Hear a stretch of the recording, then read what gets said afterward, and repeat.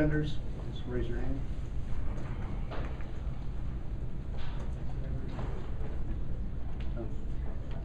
Jim, I know the faith that you have in Greg. Did you consider changing going into the 8th inning with the right-handed hitter up, or were you just going to stick with him? We talked about it with Justin, but he had finished the previous inning in such dominant fashion. He said, "No." Justin looked me right in the eye and said, "You got to go back out." We had Fisher ready. We knew Walker was coming up. He's the guy that we didn't want to have beat us, and I felt like our best option was Greg, and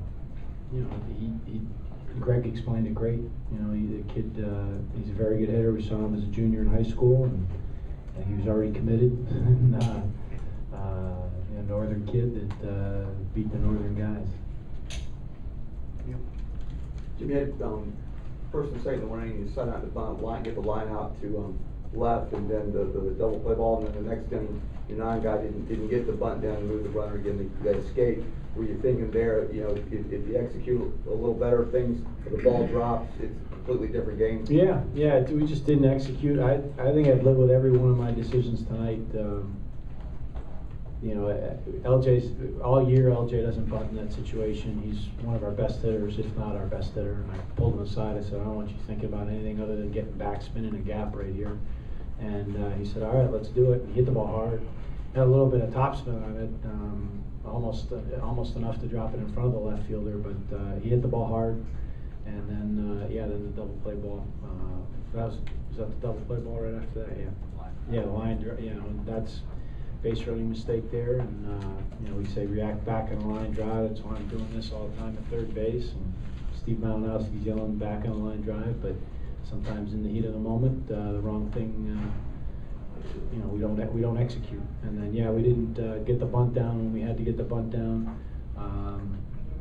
We were squeezing on the next pitch with Doug Elliott at bat. Doug Elliott's a great first pitch hitter, and I expected him to hit a ball like he did with his last at bat.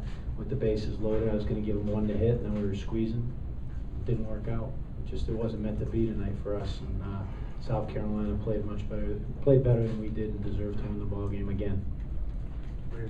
I know you say that's the best team that you've seen all year. What do you think makes them that way, and especially with All-American on the sideline, injured? Why is that team good? Yeah, I'd hate to see him with Jackie out there too.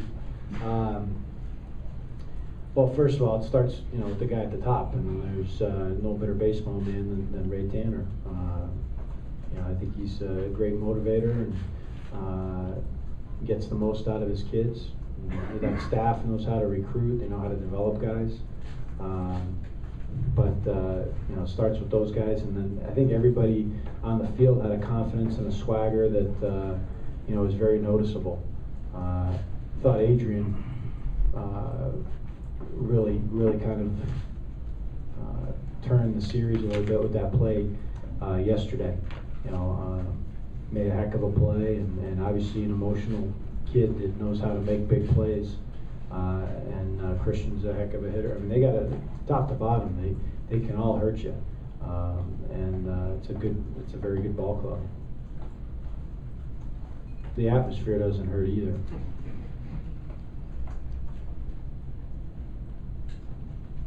Coach Penders, can you talk about the players on this team and what they've really meant for the program, the guys that won't be returning next year? Yeah, those three fifth-year seniors, Doug Elliott and Bobby Van Wert and Greg Napo, they've won more games in a Husky uniform than any other human beings in the history of the program, back to 1896.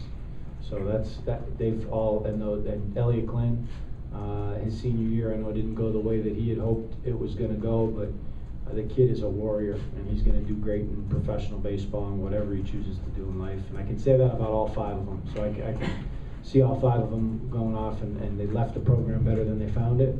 And they're going to be successful in life, and they're going to give back because they believe in the program. And it's bigger than just us. We had Pete Zippel hanging over the railing in tears. He played in the 80s. Delroy Parkinson was here tonight. Matt Burnett was here. We get guys coming. It's bigger than all of us, and they understand that. They know how special it is.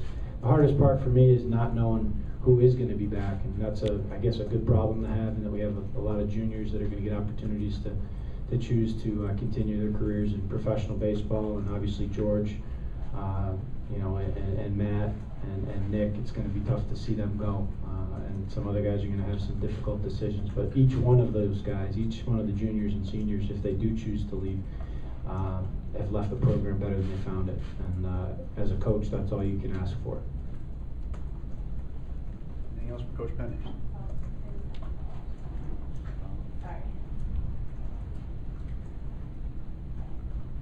Coach, do you think that next time that you get the program back to the super regionals that you're going to be better prepared? Like last year we had the regional in Norwich, and this year we won the King something. And do you think there's just another block, or? Yeah, we want to skip a few rungs on the ladder, but unfortunately it didn't work out that way. We got one rung further, and we did make progress this year. We're going to be back, and all those guys in the huddle also know that too. There's going to be a lot said and written about what we're losing, but we've got a lot coming in, we've got a lot coming back, and we expect to win now, and there's no substitute for that. You expect to win every time out.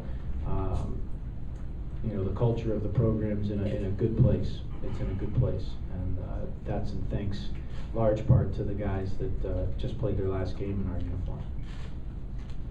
Anything else?